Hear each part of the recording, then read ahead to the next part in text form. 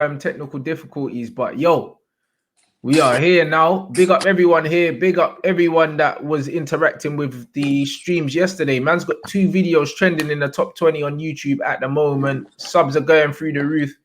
You man, make sure that you slap the like button. I know I just hit 51 the other day, but we're about to hit 52 probably today. I think I'm 70 subs away. So, yo, like, it's happening, bruv. What are you saying, Matisse, bro? I'm all good. I mean, we played well yesterday, so.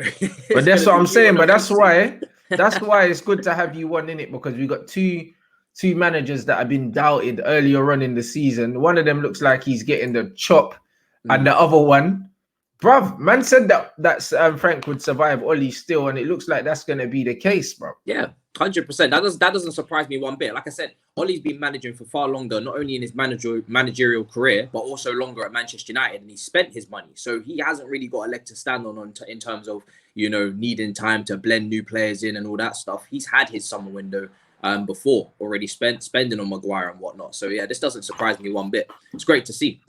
And you know what's mad? Yeah, like I was just speaking to Terry in it from the Football Terrace. Shout out Terry as well, man. It's funny because a lot of you guys, like guys online, and that always trying to like cause division and cause problems and that. You know, the ones like me and Terry have always been cool in it. And Terry says things to wind me up all the time, but we have that relationship in real life, innit? Like we speak. So when people see it online and they try and like start trouble, it's funny, innit?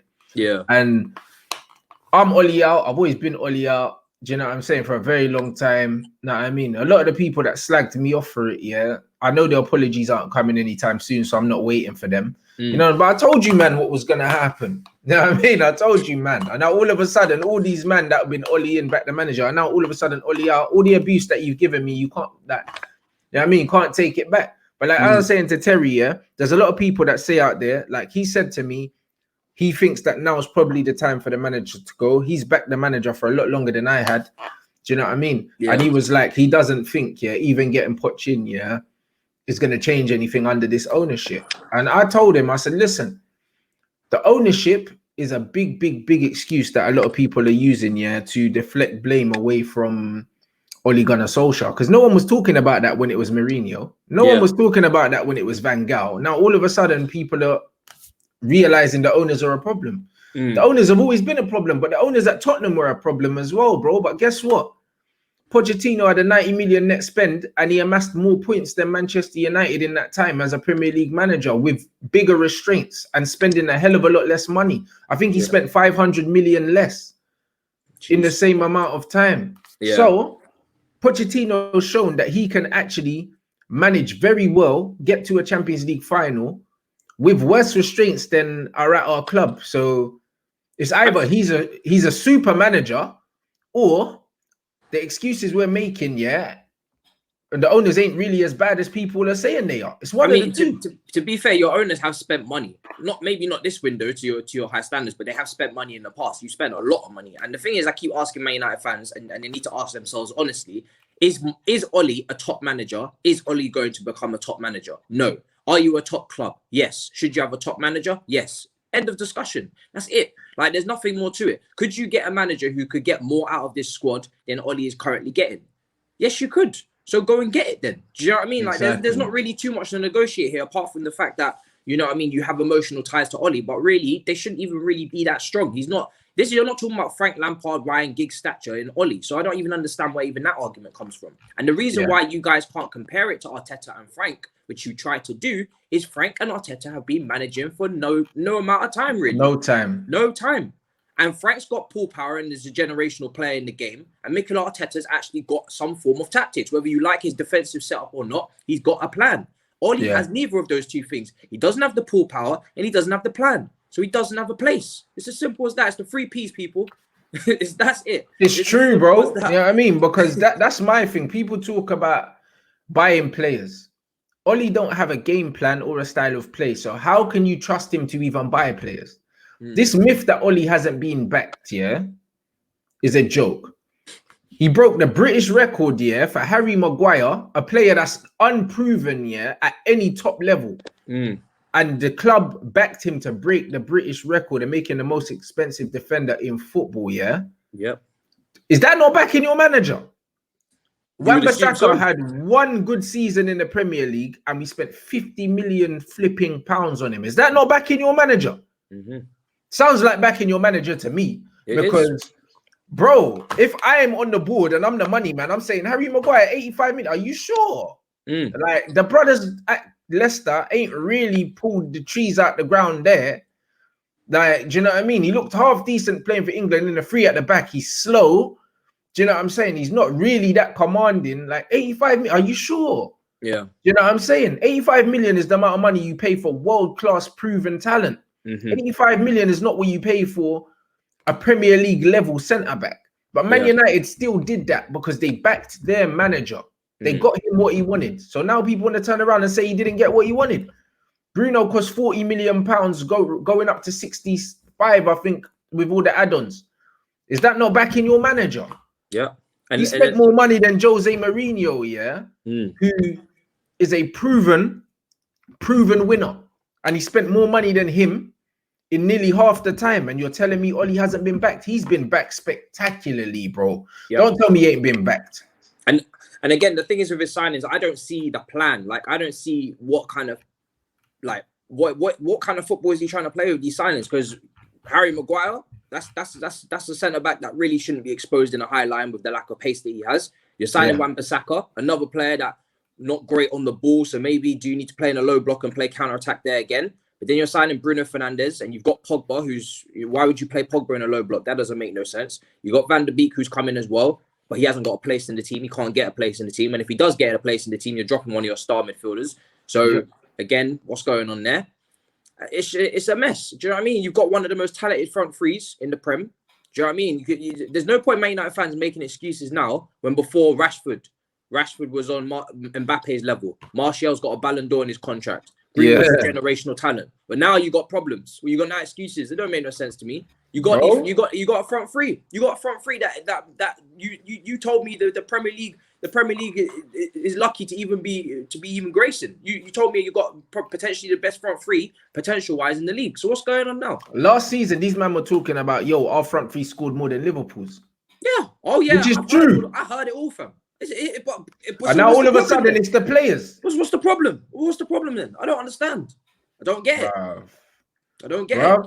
He's not getting. Listen, Ollie's being backed. Anyone that thinks hasn't been backed, don't know football. I don't care. Man's putting it out there. Because when I said Ollie out, over a year ago, man wanted to stick it on me. He's the club legend. You're not a real United fan. Well, guess what now, bruv? Look, guess what now? If you sacked him when I said we should have sacked him, we would have been in a title race right now. Alex Telles has joined. You got no left. Another good player, bro. What's going on? And speaking of Alex Telles, bro, first and second goal, where was Luke Shaw? Where was he? Because listen, I'm only an amateur manager. My team only play in an amateur league. But I tell you what, when my two centre halves go out for a corner, my wing backs stay back. I saw a picture of. So this must be the corner you're talking about, because obviously I didn't get to watch the game. I was prepping for the Chelsea game. I saw a picture of a corner being taken. Luke Shaw was in the box. No defenders, like none. I was like, Luke Shaw was in the box, rude boy. He was in the box, bro. And Wan-Bissaka's the one that put in the cross. Luke Shaw's in the box, almost. And then the ball goes over the top. Like religious that you have either both the fullbacks, and if one both of the fullbacks need to stay, bro. 2 players minimum. Your fullbacks tend to be your fastest defenders. Yeah. They stay at the back because they tend to be the shortest ones too. Yeah, exactly. Both of them were in the box. And then the second goal, the ball gets crossed over to the left-hand side and you see Luke Shaw jogging back into the camera shot. That's the guy that I wanted out the club for years. And everyone was like, oh, no, he's still young. Give him time. I told you Luke Shaw was shit. How old Man said I had a Luke Shaw agenda, What do you mean? They said I had a Luke Shaw agenda. And guess what? We saw Alex Telles for about 60 minutes and then they realized what we've been missing all this time.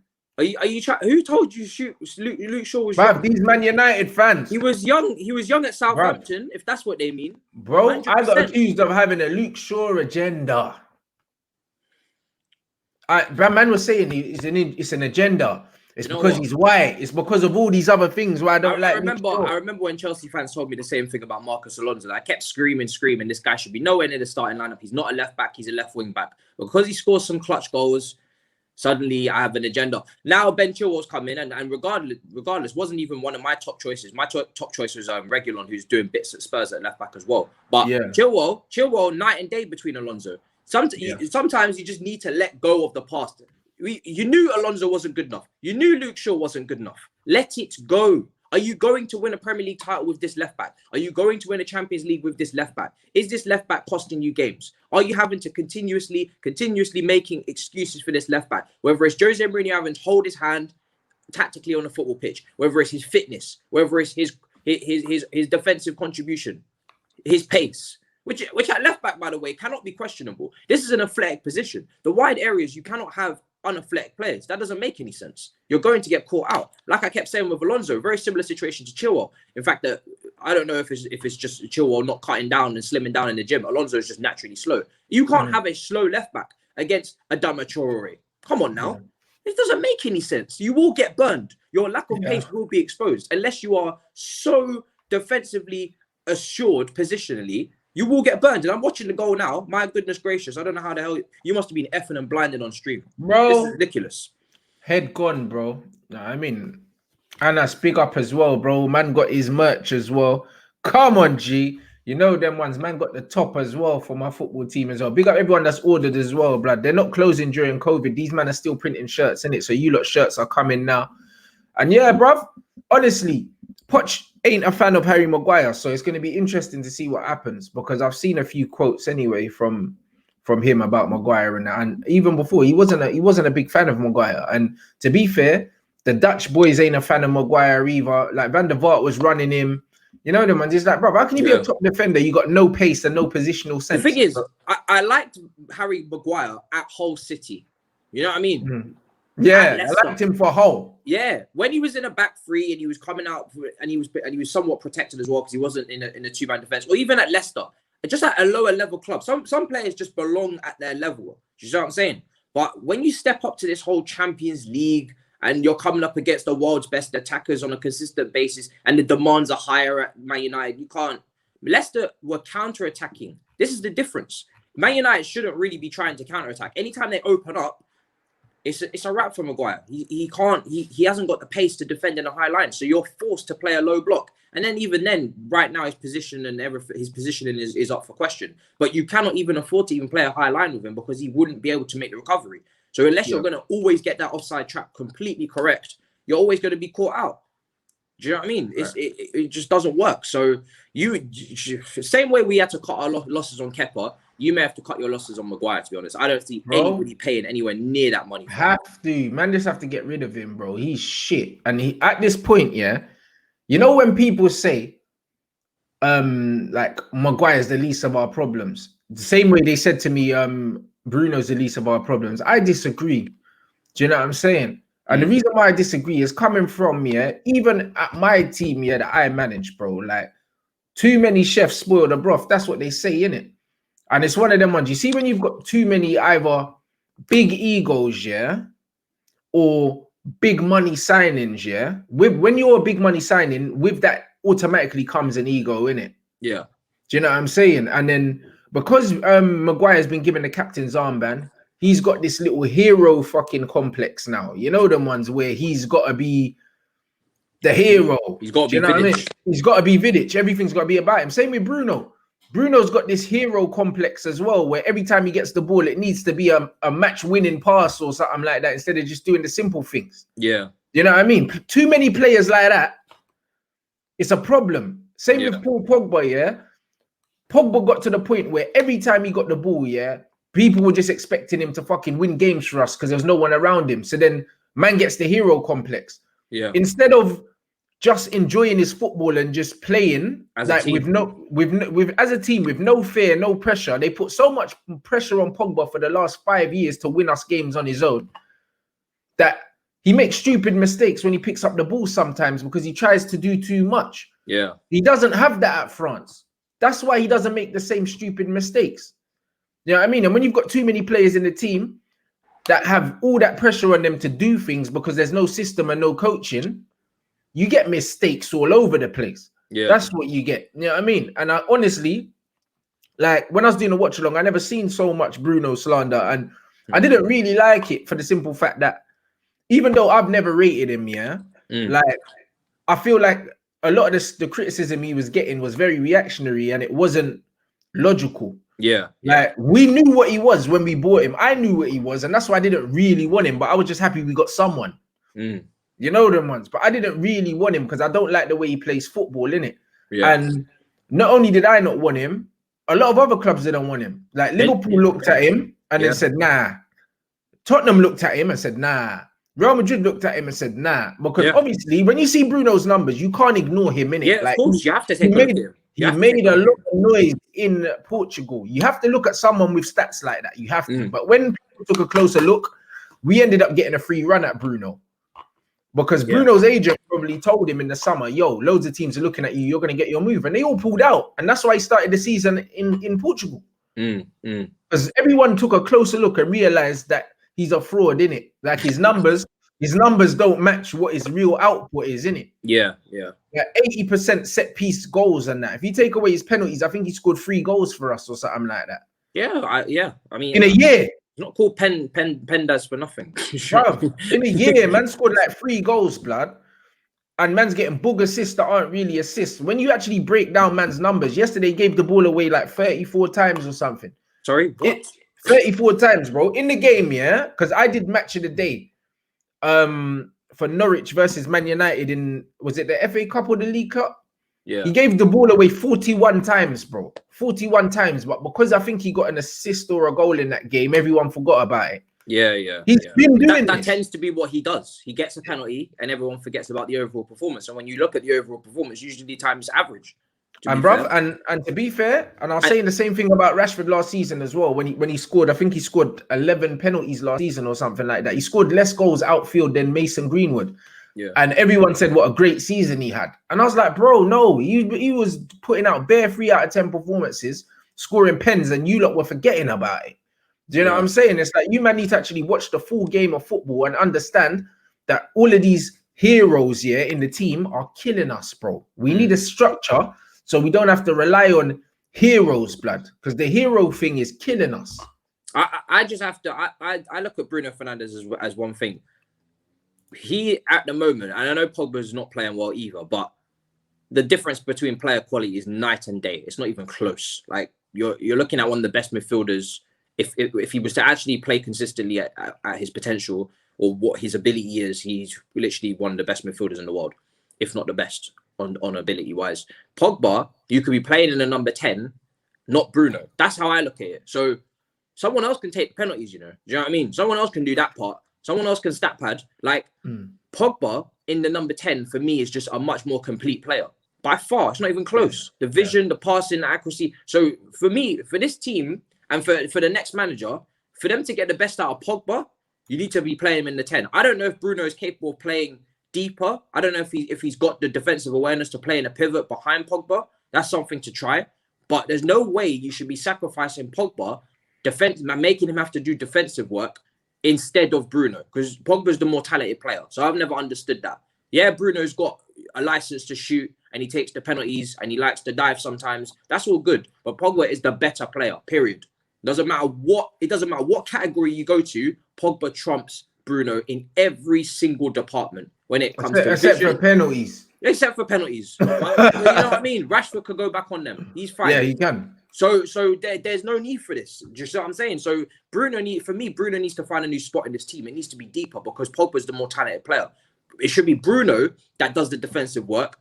Bruno, you can keep taking your penalties if you must. Bruno, who that makes the quick pass into Pogba, cool. Now let Pogba do his thing. Because when you make the quick pass into Bruno, let Bruno do his thing. Bruno gives it away. Bruno misplaces the pass. Bruno doesn't know how to do this. Bruno doesn't know how to do that. Bruno can't really dribble that well. Bruno can't really skip past a man that well. What's going on? Well, you got the most talented midfielder on ability-wise in the Premier League. I'm talking about you take all attributes that you'd want in a midfielder and slap them together, you get a Pogba. You know, Kevin De Bruyne is maybe better consistency-wise, but Pogba's got things that De Bruyne doesn't have. You take him and you sit him deeper and tell him you got to track runs, you got to do this. That make no sense. Doesn't make no sense. So It doesn't. That's got to be something that you guys sort out, because it doesn't make any sense to me. And if you're giving up on Pogba, then you may as well just sell him and get your money and then go again. But that's what I mean. One brother was like, "Oh, the man was saying, what were they saying? Oh yeah, that idiot was saying, oh yeah, United are preparing for Pogba leaving, by bringing in Van der Beek and Bruno. Are you mad? Are you actually mad, bro? Bruno don't replace Pogba. You know, you can't lace Pogba's boots. You can't. Fuck what the stats tell you, blood, because man actually watch football, innit? And when I look at this football team, we have the ingredients there, bro. Man are saying Poch will get backed. Poch don't even need to get backed. Poch can just take what he's been given, because he's never had a squad this good. Poch never had Gareth Bale. You know what I mean? He never had all these man there, bro. Like, man had a little Dele Alli, that come from what league? The Championship or League One? That's what Poch was working with, you know? Yeah. No, I'm saying Harry Kane, who came from what? Loan at Millwall or something. Bro, listen, it's different. This brother don't need 200 million to make this team a challenging team. All he needs is probably about 2 weeks in the international break to chat some sense into some of these men and get them to start playing football. Yeah. You know what I'm saying? That's all he needs. My man, did I say what James Cooper said? I didn't see what James Cooper said. So if you got the quotes, if you've got any quotes and stuff like that, guys, put it in the chat, innit? Put it in the chat. That's the best thing. And then if I see it, I'll put it up on the screen.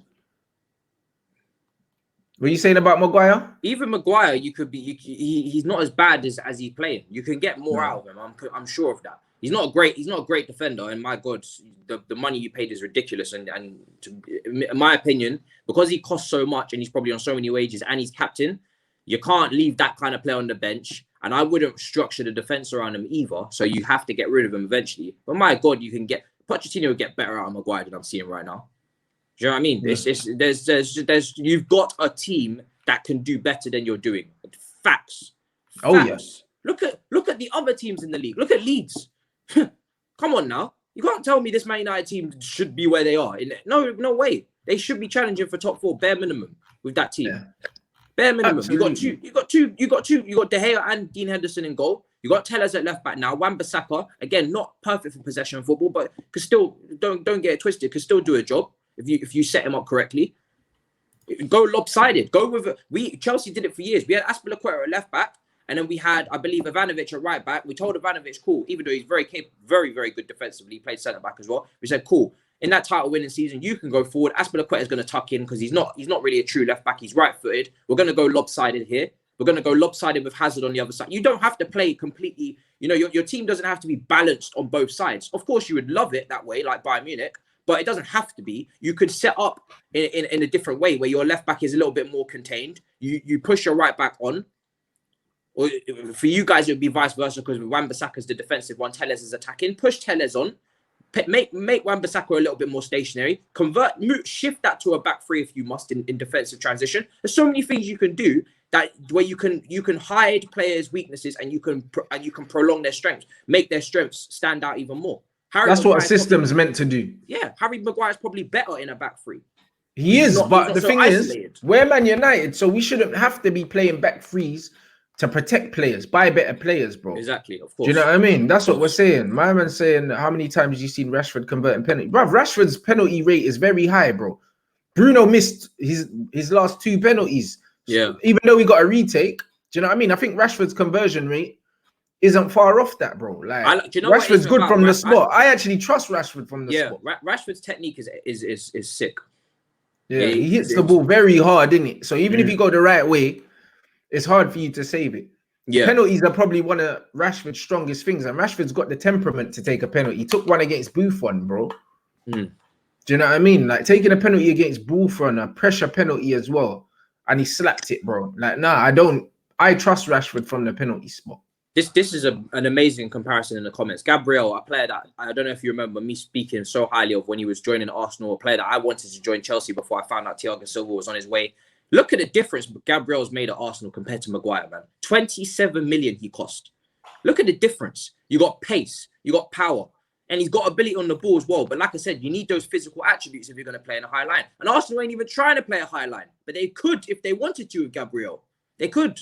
And Gabriel is exactly what Man United should have been going after. Whether you guys were actually trying or not, or you were actually linked, I don't know. Because obviously there's a lot of players that get linked with you guys every single day just for the clout. But yeah, we don't know how serious United were. It's probably not that serious because you guys just get agents just link players to your club for the clout. You got Man United interested, suddenly your stock rises in the market. But Gabriel is exactly what you actually needed, if I'm being honest. A left-footed centre back, so he's natural and comfortable on that side. Quick, tall, physical, but also good on the ball.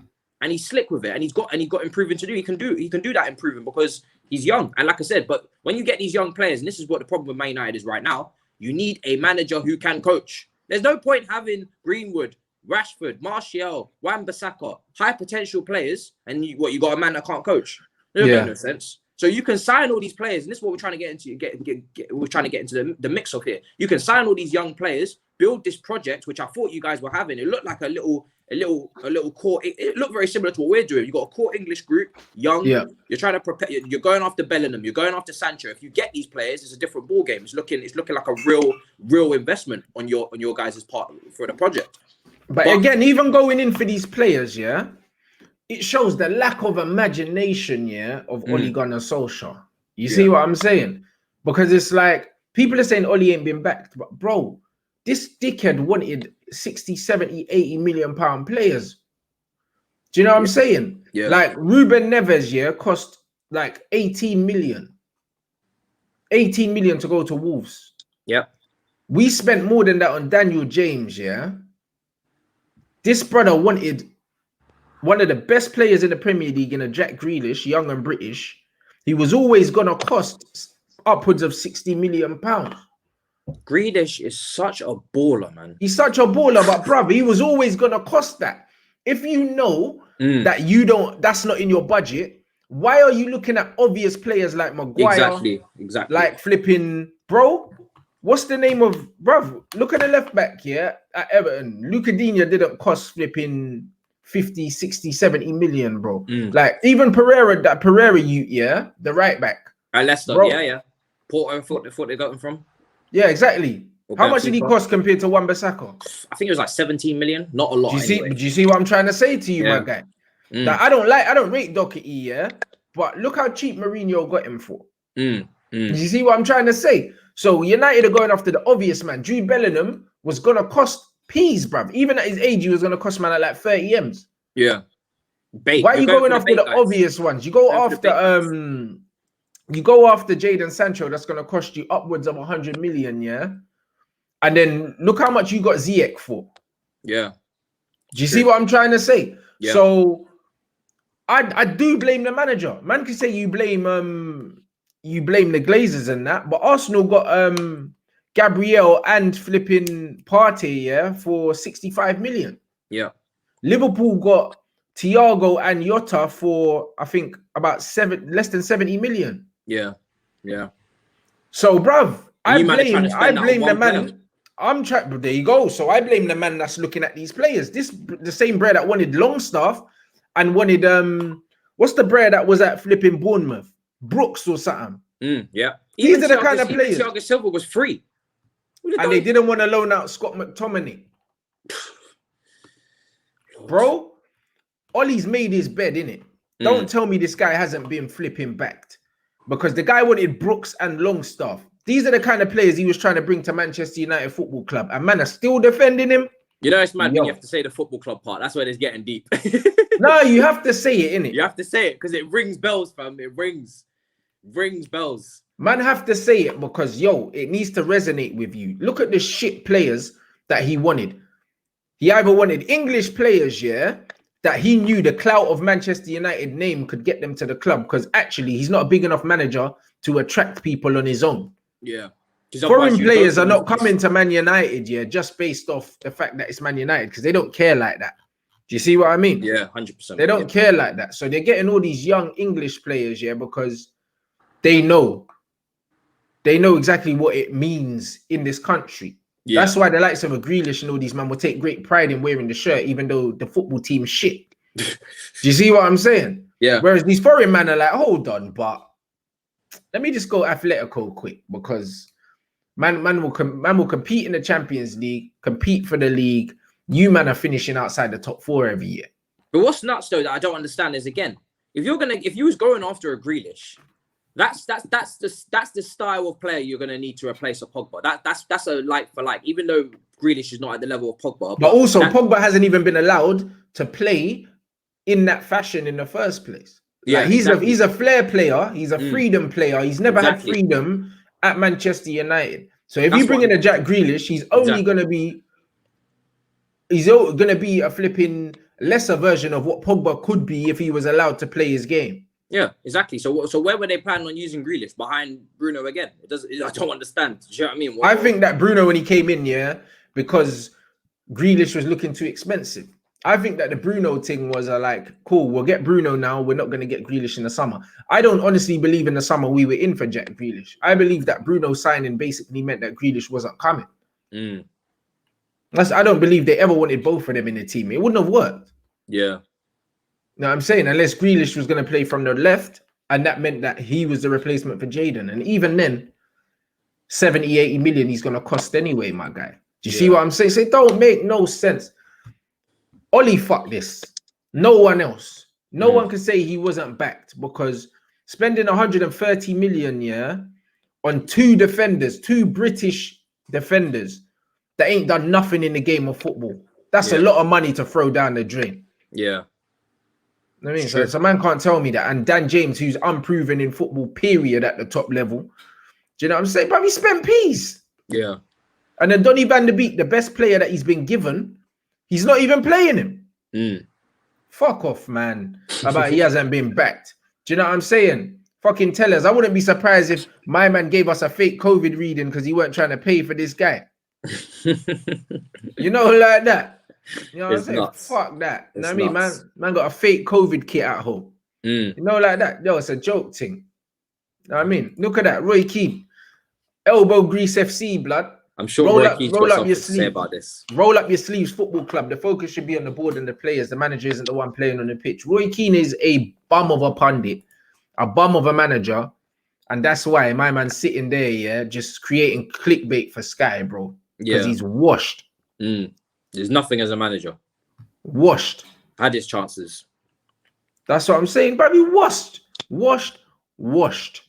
you know what I'm saying? Them man coming out saying, oh, like United are going to back their manager. Bro, my man came out and he said, he said LVG is one of the best managers in the world, and then sacked him the next week, bruv. I don't care anything that comes out of this football club. I don't care about it. The absolute violation of it all, honestly. These men lie all the time. Violated. These men lie all the time, bro. You know what I'm saying? So I don't really care, innit? Them man stay lying. So I don't care what comes out of Manchester United right now, bro, because most of the stuff you see is a media briefing anyway. Yeah. I'm saying my thing is Poch don't go on Monday Night Football if he doesn't know that he's ready to get back in this thing. Yeah. That's it. It's true. He's put himself on the shop market. It's exactly. What they do. There you go, bro. And in terms of Chelsea's performance yesterday, bro, what did you see that was different? That made you feel a bit better about Lampard, because it looks like, regardless, he's going to be there for a hot minute. You lot slap the like button, 1.8 in here at the moment. Slap the like, get us over 1,000 likes. We should be there already. Well, he's now finally settled on the defense, which is easy to do when you have a defensive record in the last 5 games that we have. No goals conceded in the last 5 games. I think 6 clean sheets out of the last 7, and a 10-0 aggregate win in the last 5 games, I believe. So we're really looking solid defensively. Mendy to Kepa, huge difference in player profile. Someone that's now confident, someone that's willing to come and claim crosses, make saves, and just a massive stature in goal. I think he's like 6'5", long arms. Do you know what I mean? Sometimes you just need, and this is credit to Czech and the scouting team. They've obviously gone and found a gem. Like I said, I think he cost £20 million. No one really knew who he was, Chelsea fan base wise. We had to do our research, but he's come in and looked absolutely immense. And this is a guy that was unemployed 5 years ago. So his story is nuts. His whole come up is nuts, and he's been brilliant for us, communicating along the back line. Silva for free, Zuma, Reece James, and Chilwell. That's the back 5 really. And it's solid as hell. You got everything you need now. Like before, I've gone from a Chelsea fan that last season I was complaining about every single defensive issue you could have. We had set pieces, transition, conceding from open play, conceding quality chances as well in the box. Every single lack of organization and communication, every single issue a defense could have, we had it last season. And it's mad. It's mad. When you take a couple players and you swap them, take out Alonso, put Chilwell, take out Kepa, put Mendy, take out Rudiger, put in Silva. You had Zuma and you had James already. Aspilicueta is solid. The difference it makes, 3 players, bang, the whole defense looks different. I now can go into games thinking, yeah, we ain't conceding today. Just build from the back. Calm. Yeah. You want to give out a wide free kick? Are you getting done on the break? Cool, foul him. Let the cross come in. We'll deal with it. Last season, the complete opposite. Every time we had a set piece against us, goal. No problems. We're screwed. I don't even bother watching it. I know we're going to concede. So for me, the fundamental difference has been the defense, because I knew the attack was going to get goals. You can't sign them kind of attackers and not get goals. Tammy Abraham's a goal getter. Timo Werner's a goal getter. Kai, who wasn't available, got COVID. Wish him well. Ziyech, Mount in the 8 now. Mount playing in his position finally. So now it's starting to make sense what Lampard was doing a couple of weeks ago when he played Sevilla and Man United and just hung on to 0-0s, trying to get that foundation for the defense. He was like, screw it. We've scored a lot of goals at the start of the season. We've had our 3-3s against West Brom and Southampton. Now we're going to get clean sheets. We're going to go up against United, Sevilla. We're going to set up shop. We're going to work on our defensive structure, and then we're going to go back to trying to attack, and we're going to get a balance. And that's exactly what we've gone and done. So I have to give credit to him there, because those 2 boring draws, they didn't really make no sense to me. But now, looking back on it, they do. Mason Mount, again, playing out of position out wide. Why? It looked like he was waiting for Ziyech to come back. Ziyech, coming from Ajax, very good defensively. Presses hard. You know, he's used to playing in a system, tracks back, but also has got that creative outlet, something that Willian didn't have. Willian had all the defensive attributes, but then going forward, Arsenal fans will tell you now, dog shit. Whereas Ziyech has got both. He's got the delivery, got the attacking output, got the intelligence, but will also do the work. So now Mount's moved position because he wants that balance, fair enough.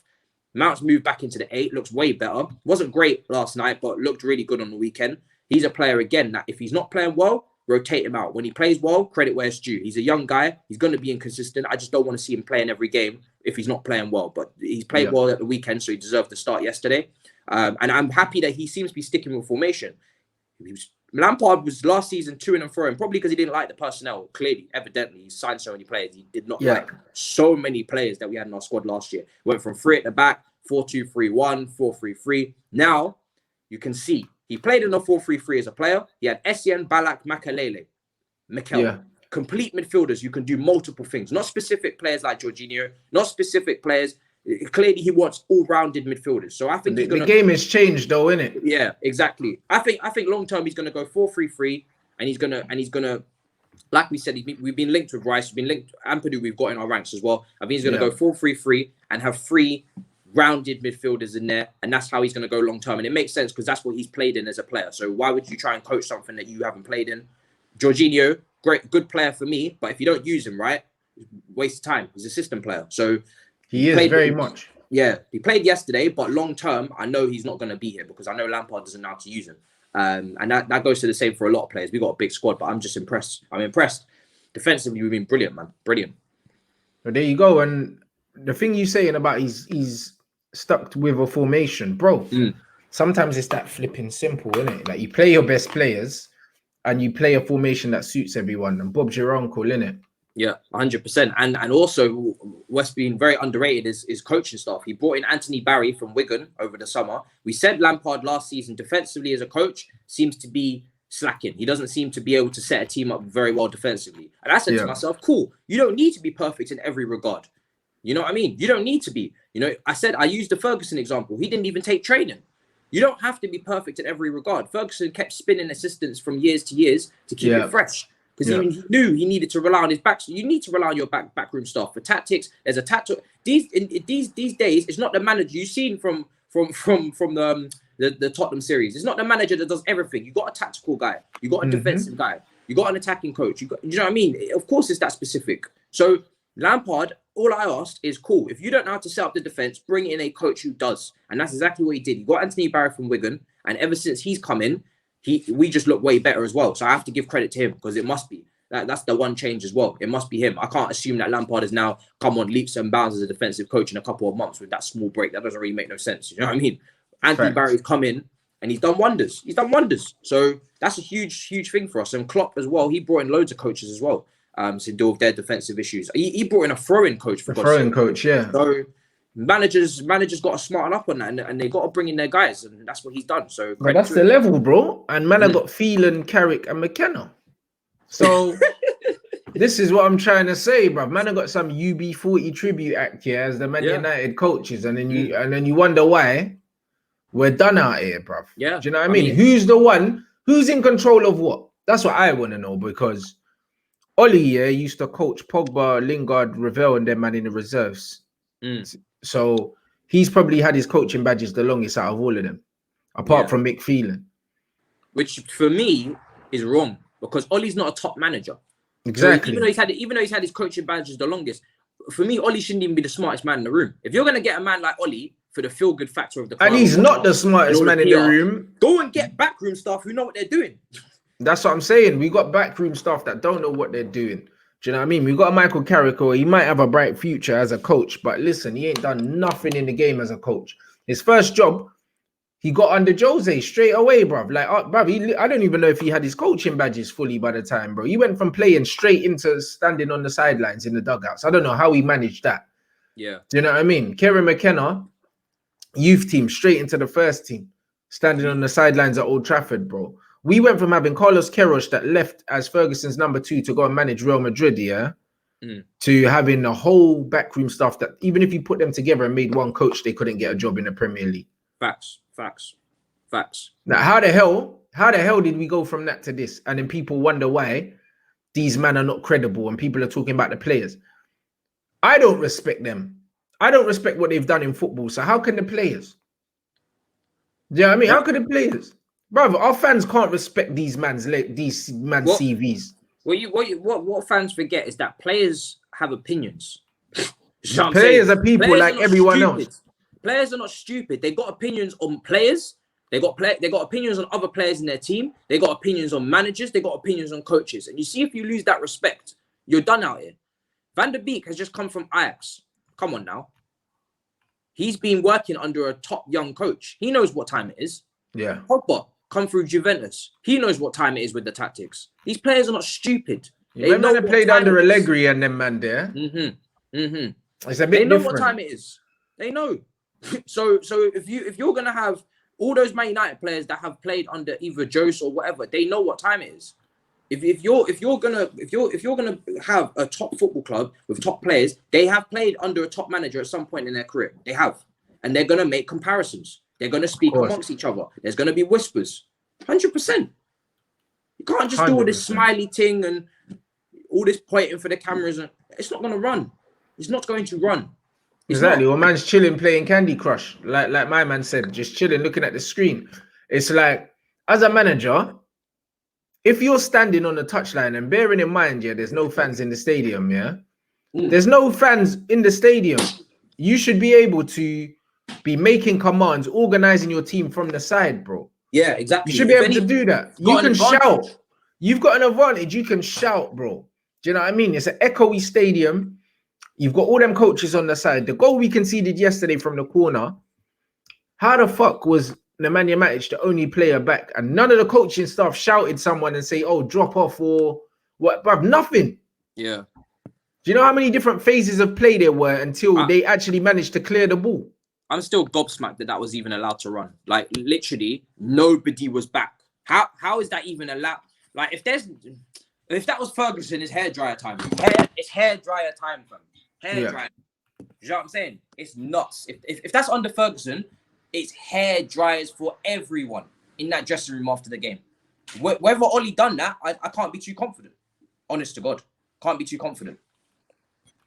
It's mad, isn't it? It's absolutely mad. Do you know what I'm saying? And Myron said when Jose was sacked, Ed Woodward had reportedly made his mind up months before. Of course, bro. These things are not just knee-jerk. These things are not knee-jerk reactions, bro. This Pochettino thing, you can't tell me that Juventus had an opening, Bayern Munich had an opening, and he never had bruv, he weren't chatting to none of these clubs. He weren't talking to them because he knew that this United job was coming, bro. Yeah. There's no way, because what I genuinely believe is, I believe that when Oli was interim, them man were looking at the Pochettino thing and they were thinking, yo, can we get him? They never foresaw him getting sacked. Because if they did, they probably would have kept him as interim and that would have been that. They probably saw, yo, can we get Poch? Because there was bare noise about Pochettino, yeah, when Jose was still the manager. And then I remember they were asking Pochettino about Manchester United when he was at Tottenham, and it was a no comment thing. And the Tottenham press guys were saying, yo, he can't answer these questions. You can't ask him these questions. Yeah. There was clearly dialogue from even way back then, innit? So they've spoken. And then they probably thought, you know what? Poch looks pretty secure. We're not going to be able to negotiate anything with Tottenham because Levy's a bastard to negotiate with. Yeah. And then they buckled under the fan pressure and they just gave Oli the job.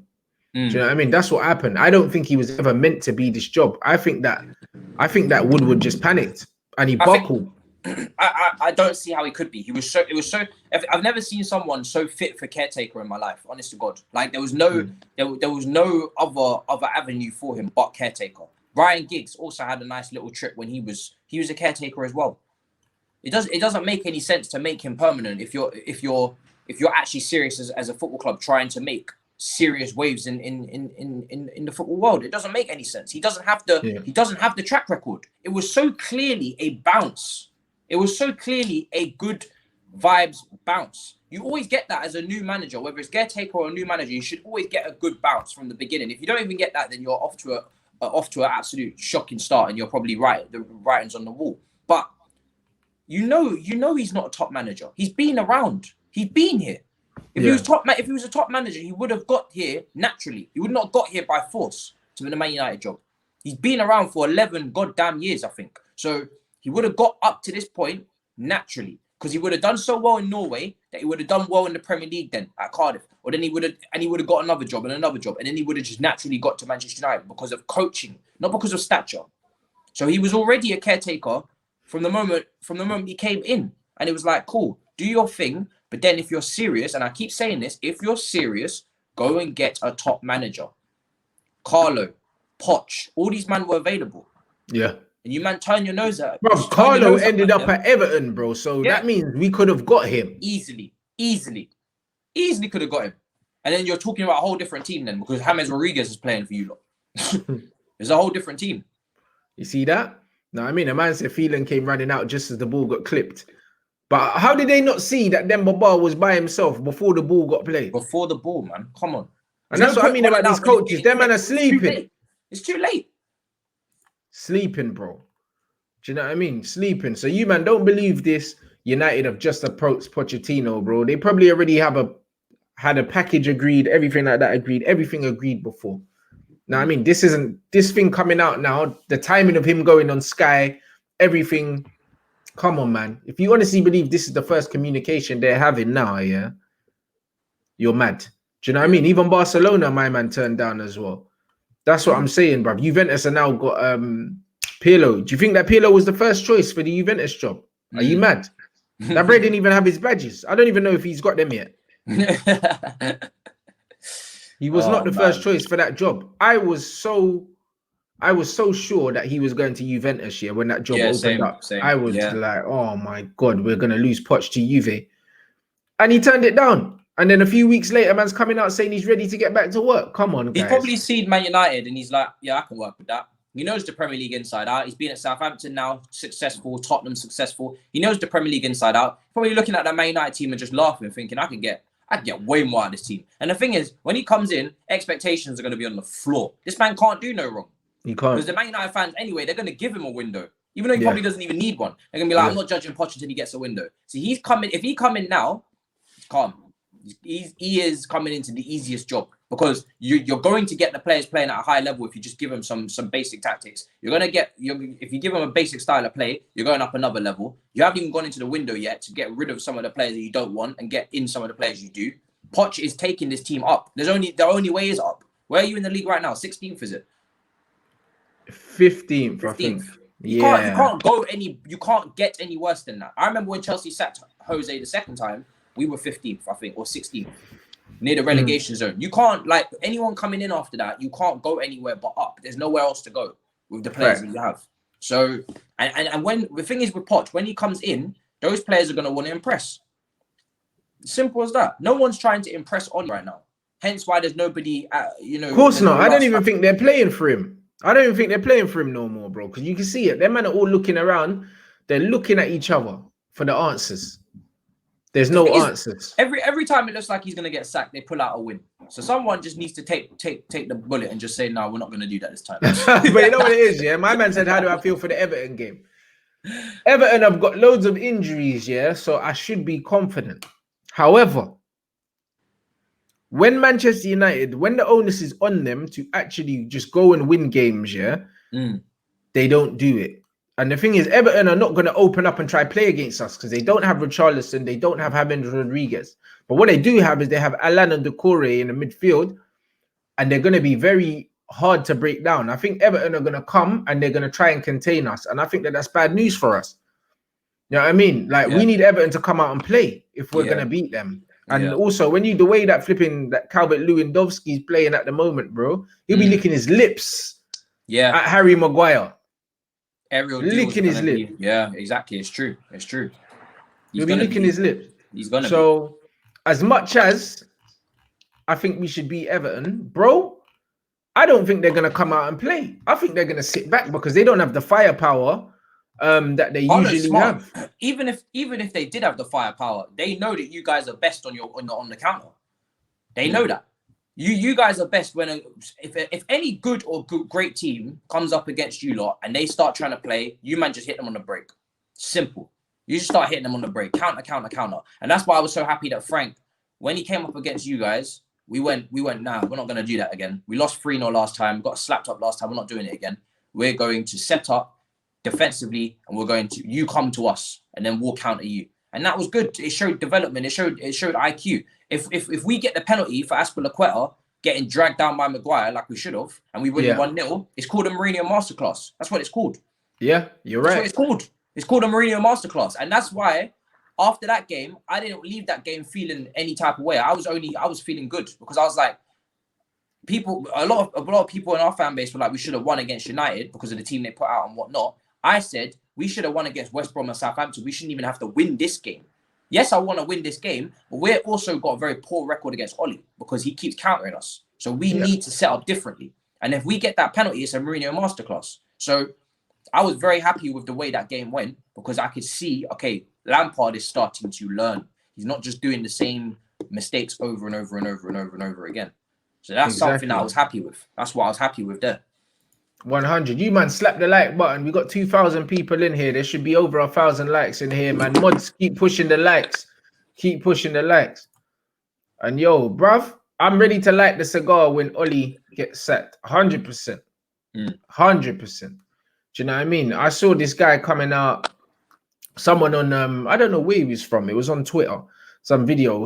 I think I'd like to say he was a journalist, but he don't know shit about football. And he was saying all the players he thinks that Poch would get rid of if he came in and stuff. And he was saying, he wouldn't like Pogba, he wouldn't like Maguire, he wouldn't like this player, that player. And I was thinking, bro, what are you even talking about, fam? Like, this brother's inheriting a squad better than one he's ever managed in his life. Yeah. Ever managed in his life. That's a fact, bro. Do you know what I'm saying? When he took over at Tottenham and where he left Tottenham, completely different side, innit? And even the team he left at Tottenham is not better than this. Yeah. Do you know what I'm saying? It's not better than this. So, man are smoking, bruv. Like, he's going to love Paul Pogba, bro. He's going to love... Man are going on like he didn't sign Ndombele, you know? Yeah. But he won't like Pogba. Man are stupid out here. Do you know what I mean? The Chelsea flipping cultured baller as well. Do you know what I mean? Bro, he signed some ballers. Man had Lamella. Do you know what I'm saying? And now he's going to have Martial. And you think Ericsson as well. And Ericsson, and man's gonna have Bruno, and you think that he's not gonna like this? Pochettino is not just runners. He doesn't just deal with runners all day. That's not what he's about, fam. Exactly. Pochettino is about, he does press, but everything that Pochettino does is very tactical. Do you know what I mean? And it's very structured. You know what I'm saying? So I'm not gonna hear none of this. Not just running for the sake of running, for sure. But that's what I mean. And the thing is, it's not like we don't have players that run. It's the fact that we're not running as a unit. You know what I mean? Our press is so fucking non-existent, and then when it is there, it's so fucking staggered. Yeah, it's a joke. It's a joke. But our players can do it if they're coached to do it. You bring in a good coach, and all of a sudden, these players don't look bad no more. Yeah. Now, I mean, coach, they had an offer from Barca, of course, but he turned it down. Of course. Now, I mean, and I heard that his youths in the football academy here, his family are happy in England. He wants to play. He wants to coach in the Prem. And the reason why I've seen Man United fans on Twitter, they've suggested Marco Rose or Nilsman. The reason why I would say those two very top up and coming young coaches. The reason why Poch just gets the nod is because of the Premier League experience. He knows this. Yeah. He knows this with league. More than one club as well. So 2 clubs. He knows the league. He knows what it takes. Do you know what I mean? He knows what it takes against the smaller clubs as well. Yeah. You know what I'm saying? He knows what it takes. He knows what it takes to go to a Burnley. Yeah. He knows what it takes. Do you know what I mean? To go to Sheffield United. He knows all these things. And that's what you can't teach a lot of the foreign managers sometimes. A lot of foreign managers think, you know what? If I get my team playing good football, it's enough. Yeah. It's not enough. Because when you go up against a team that ain't trying to play football, you need a plan B. Know what I mean? And that's what it is. And a lot of these managers don't have a plan B. 100%. So that's for me. That's why. I mean, if as a Chelsea fan, keep Oli, keep him. I'm enjoying this. But if I was you guys, Poch would be #1 target by far, because he's versatile as well. So he's not just stuck on one particular thing. Like you saw against Juventus when they knocked them out in the second half, they switched it up in Tottenham season. He at halftime switched up everything. Yeah. Completely changed the whole flow of the game. And because you've got so many players at Man United that really suit different systems, you might need someone who's not just, he's got his own ideas, but he can adapt as well. You know what I mean? He can adapt to different situations. You might need that because you don't look like a team just going one way, one direction. Ollie's bought players that fit different styles and fit different formations, and do you know what I mean? So you don't even really have a clear path right now with this current squad. You remind me very much of Chelsea in the last 2 seasons before this one, where we had players that suited a back 3, we had players that suited a back 4, we had players that suited counter-attack, players that suit possession football. We got Willian, we got Pedro, but then we got Hudson-Odoi, like completely different types of wingers. And you can tell that this is like 3 or 4 systems at one club. That's what you've kind of got until you get a manager and a direction for a long period of time that wields out all of these other players that don't fit your team and fit your system. Yep. And go in one direction. You're gonna keep having your Luke Shaws, Balotellis. These men don't belong in the same squad. They don't. They don't belong. They don't belong. And with a proper manager, they won't be in the same squad. They don't belong. Because like even the other day with Scott McTominay, that's why I laughed, bro. Like he was talking about Donny van de Beek, like, oh yeah, he's working hard and he'll get his chance. I said, brother, you should never be in the same squad as a player like Donny van de Beek. You know what I mean? And you're talking about him like he's a little man. Yeah. Allow it, bro. Like, do you know what I'm saying? Have some humility. It's like the fact that United are allowing him to believe that he's good enough here to even be commenting on players like Donny van de Beek, it makes me laugh. Unfortunately, you're not a starter, blood, and you shouldn't have that starter energy, blood. He's talking like he's Roy Keane, and he's talking about one of the young guns that's just come in. You're flipping Scott McTominay, bruv. The problem is that when you've got homegrown players, for some reason they get a pass on quality from the fans. they do. I'm sorry, no, they don't. They have to be at the level. You're not trying to have a homegrown 11, right? But you're finishing 7th. But we got a homegrown 11 now, so it's okay. That's not how it works. They need to be having the potential or at the level that Manchester United or Chelsea is at. So at Chelsea, if I see a youngster come through and I'm like, yeah, you're not it. You're not that guy. You're not good enough. That's fine. We don't just drop our standards because they're from the academy. Yeah. That's not how it works. They've been in the academy. They know the standards. If anything, it's different. Because the foreign players coming in, it might be a little bit of a shock. Damn, the standards have gone up. But you signed them, so they should know anyway. But the academy ones that have been there since 8 years old, they've seen Giggs, they've seen Scholes, they've seen Ronaldo, they've seen Berbatov. You're trying to tell me they don't know? They should know the standards. And if they're not the standard, they shouldn't be there. And if they don't have the potential to get to that standard, they shouldn't be there. Thank and McTominay needs a loan. Because if he's any good, he'll go out on loan. because he's not good enough to be starting. He's trying to play passes like he's Carrick, and he's just putting them straight into opposition players. So if he's got any quality about him, he'll go out on loan, do unbelievable, and then come back. But he shouldn't be in your current team. He shouldn't be. Facts. Shouldn't be in the current team. Facts. Question there for you, Matisse. What's going on? Oh, screen's gone a little bit there. Oh, thoughts on Tino Anderin? Yeah, I mean, look, Tino Anderin is a very talented player. Now, for me, he's one of those guys that Loftus-Cheek obviously at Fulham now and on the bench of the weekend. My hope of Loftus-Cheek making it at this level for us is dwindling very quickly. Now, like I said, Loftus-Cheek, this is a make or break season. Whether it was at Chelsea, and I'll tie this in with Tino in a minute if you're confused.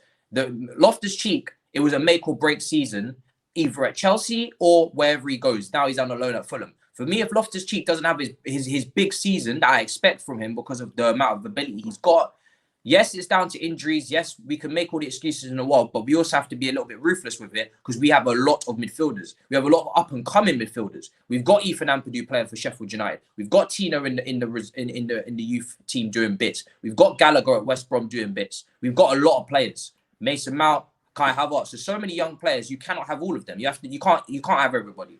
And you know Chelsea are going to sign Declan Rice. So if he doesn't have the season he's meant to have, that's where Tino Anderin comes in, because very similar type player, very powerful, box to box again, and he got very much Loftus-Cheek attributes in his game. And I would love to see him come through and do bits as well. There's one issue that Chelsea have at the moment is the eights position. We're very thin, paper thin, because we loaned out Barkley and we loaned out Loftus-Cheek.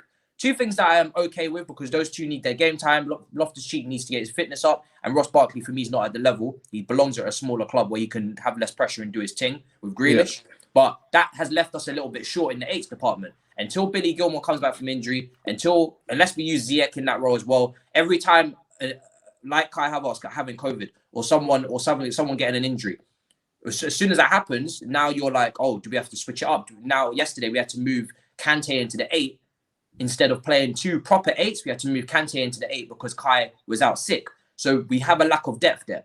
Tino can play in that role. Now, I wouldn't throw him in because he's very young. He's still very raw. Every time he's come on he's made a few first team appearances. He has looked very raw.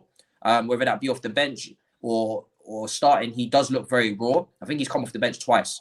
So yeah. He definitely is not a starter right now. Nowhere near. But if you want to give him some minutes in an FA Cup game in January or whatever, cool. But I'm very optimistic about his potential. He will need a loan though, 100%. He will need a loan. 100%. Chat here. Poch is a pragmatist, not an idealist. Exactly, bro. The thing is, with Poch, he's an attacking manager, but he's always open to adapt. And that's what I said like before, because someone was like, "Oh yeah, but Poch plays free at the back." No, he doesn't. Poch never played free at the back for Spurs until he noticed that Toby and fucking my man were losing their legs, bruv. Because at the beginning, he wasn't. He was playing a 4-2-3-1. A man was playing Ericsson from wide or Ali from wide. Yeah. I mean, there was even one season where I think Ali played just off Harry Kane. Yeah. Do you know what I'm saying? So it's one of them ones where that wasn't the case. I think that was the season where Ali bagged bare goals like that season. And he played mad close to Harry Kane as like that ghost forward, and he was scoring mad goals. He wasn't playing 5 at the back then. He only started playing that year when Toby's hamstring kept going and Vertonghen lost half a yard, and then he brought Davinson Sanchez back down into there and started playing the 3 at the back. But he didn't always play that. But he's shown that he will adapt, innit? He's not an idealist. He's not the kind of guy that's going to say, yo, I'm going to play like fucking Pep here. I'm going to play this football even if it kills me. You know what I mean? He's not one of those. And that's exactly what you don't need, by the way, because you don't have the players to play the beautiful game right now. Yeah. So you wouldn't want it. This is why Rose or someone like that at Mönchengladbach, it looks great on paper, but you don't even have the players to do that right now. So leave them until way down the line. Let Poch come and do a good at least 3-year stint of transitioning this team. Let those younger managers get their experience as well before they touch Manchester United. Have some respect for yourselves. Do you know what I mean? Make it difficult for a manager to get to Manchester United level. Make it difficult for a player to get to Manchester United level. You guys make it too easy. Poch coming, Ollie coming in, little couple months celebration thing, and then next thing you know, he's full time. Make it difficult. You man, make it too easy. It astonishes me, yeah, as a Chelsea fan, a club of your stature, and sometimes you man don't even know it. It's nuts. A club of your stature, and you don't even understand it sometimes. You forget how big of a club you are. It's mad. I can come on here and do the bias thing, Chelsea, the biggest team in England. No, the two biggest teams in England are Liverpool and Manchester United. You man forget that. And Liverpool forgot that when they had Paul Konchesky at left back. Don't forget. Don't forget.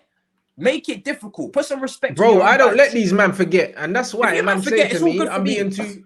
That's why they man say I'm being too harsh sometimes, because I don't let these man forget. I do not let the standards dwindle. I refuse, bro. I'll always compare our players to the players of the past when we were winning. I'm not comparing them to man before them. I'm not comparing Luke Shaw to Rafael De Silva or fucking these men want to have arguments with Arsenal fans about who's got the better team when you're both fifth and sixth. What's all that about? Come on, man. It's embarrassing. This is what I'm saying. I love it. I can have this all day. If you man want to keep Ollie, do your thing. Keep fighting for fourth, or keep even fighting for Europa League places under Ollie, if that's what you want to do. But I'm just speaking as an unbiased football fan. You man need to put some respect on your own badge, because it's embarrassing, fam. Well, there you go. You man have Berbatov, Tevez, Rooney, Ronaldo, but even Ji-Sung Park had a role. He wasn't doing no Dan James thing. He knew he had a brain, you know. He knew what he was doing. And you man have come from all of that to this. And you're gonna just keep dropping, because if you look at what the Premier League's doing, the level's going up. Everton up. Leicester in the last couple of years since they won the Prem, spending well. Wolves spending well. Arsenal under Arteta will do better than Arsenal have done. They'll start challenging for top 4. Yeah. Chelsea spending, Tottenham looking good. The level's going up. You man are just gonna don't have the assumption that under Ollie you're going to get better, because it's not necessary. Especially with the quality of managers in this league and the quality of players in this league. You can finish the season in 8th, 9th, and I'm not even gonna. I wouldn't even raise an eyebrow if that happened. Trust, bro. Facts, complete facts, bro. You know what I'm saying? And man will say this. Before we go back to the Greenwood thing, my man said Poch implemented high pressing possession style. Exactly. And then, in 18-19, he changed the shape against certain teams to make them competitive, bro. And did man not get them to a Champions League final? Yeah. Because he changed it to make them competitive. And that's what you have to do. That's what I mean. And that's what I like about him. He has his own way of playing. He has his own identity. But at the same time, he will change it up if he needs to, bro, because he's a tactician, innit? He doesn't just change the flipping formation every other week. Yesterday, when the United team sheet came up, we were doing fucking lucky dip, bruv, to work out who was playing where and what formation we were playing, because the manager can't settle on anything. Lucky dip, you know. You see, bruv, we didn't know. I was telling them, man, to let me know in the comments who they thought was playing in the 10, what formation we are playing. Bruv, we went through bare different variables. We went through Matter in the 10, we in a diamond. Do you know what I mean? We're flipping Van der Beek on the left and Bruno on the right. Do you know what I mean? And then we went for a fucking 4-2-3-1 with Van der Beek in the 6. Bro, man went through bare different things. Then Matter was on the right. Bro, it was a travesty. You know what I'm saying? And that's what happens. And that's what happens when you've got a man like that. You, man, slap the like button. I mean, there's 2,000 people in here. Should be over 1,000 likes. Slap that like. Subscribe if you haven't as well. As Saeed just messaged me, and real talk, going through a US election right now. A man's got 2 videos trending in the top 20 in YouTube. So that's big. So big up everyone involved, blood, because with everything going on over there, like me, my little channel ain't got no business in there still. So, you know what I mean? Man's loving it right now. Fat Frank says, it looks like Greenwood will be the new media scapegoat. Foden is back in the squad, but Mason has been dropped. Now, we all know what that's about. Hey, you know them ones there. Let's not even. Southgate is a whole nother conversation. That's a whole nother thing. Similar to Ollie. No idea what he's doing. None. Only the difference is that Southgate has got the whole country's talent on the line. Yeah. It's even more of a disgrace, because he's got more ballers than Ollie has. More. It's ridiculous. It's crazy, isn't it? How Mason Greenwood, yeah? It's mad, you know. Like, Mason literally bagged in the Champions League the other day, yeah? Man's not in the England squad now. And he couldn't wait to put Mason in the England squad at one point. Remember? Yeah. Couldn't wait. And Maddison ain't in the squad either. Mad thing. Who is in the? So the squad's come out. Let me just take a look at this because let's have a look at the squad and see. I'm who's sure I'm in gonna there. throw up. I want to see the whole squad now because this Southgate thing's becoming a bit long. Can't lie. It's gonna be nuts. Hold on, what? Oh, it's not out. Is it out yet? No, it is. Let me just check Twitter then because He brought back Maguire as well. he's going to do that. Even after the shopping that he had last time he was out with England. I don't know. My man saying, yeah, Pep kept playing Foden and that. Bro, it's got nothing to do with that, my G. And I'll tell you why it's got nothing to do with that shit, yeah? You look at the goalkeeper, bruv. He's been playing shit for Everton, yeah? And Ollie and Southgate keeps saying, oh, well, he plays well for England. Yeah. So he keeps the shirt. So I don't think it's got anything to do with the clubs. I don't think it's got anything to do with the clubs. I'm not going to lie. Mason's going to be the scapegoat. He's going to be the scapegoat. No one went talking about fucking the fact that my man's got a baby and all them things there. No one was talking about that. Why are there why are there five